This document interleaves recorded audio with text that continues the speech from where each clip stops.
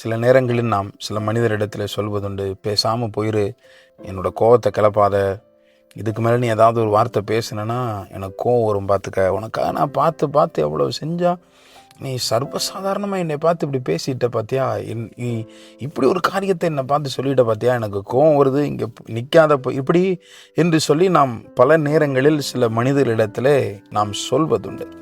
இங்கே என்னாகும் 11:33 நாம் வாசிக்கிறோம், ஜனங்கள் இறைச்சி வேண்டும் என்று சொல்லி அழுது ஆண்டவரிடத்தில் ஒப்பாரி வைத்த ஜனங்களுக்கு இறைச்சியை கொடுத்த தேவன் அங்கே தங்கள் பற்கள் நடுவே இருக்கும் இறைச்சி அவர்கள் மென்று தின்னும் முன்னே கர்த்தருடைய கோபம் ஜனங்களுக்குள்ளே மூண்டது.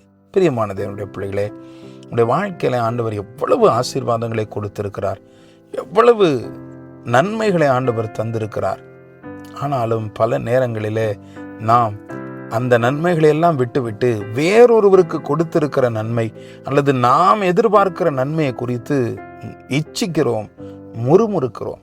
அந்த நன்மை எனக்கு இருந்தால்தான் நன்றாக இருக்கும், அந்த கார் எனக்கு இருந்தால் தான் நல்லா இருக்கும், அவர்களைப் போல என் பிள்ளை இருந்தால் தான் நல்லா இருக்கும், அவங்கள போல நான் படித்தாதான் நல்லா இருக்கும், அவங்கள போல ஒரு காரியத்தை நான் செஞ்சேன் என்று சொல்லி நாம் இச்சிக்கிறோம். இந்த இச்சை ஆண்டவருக்கு நம் மீது கோபம் வர வைக்கிறது.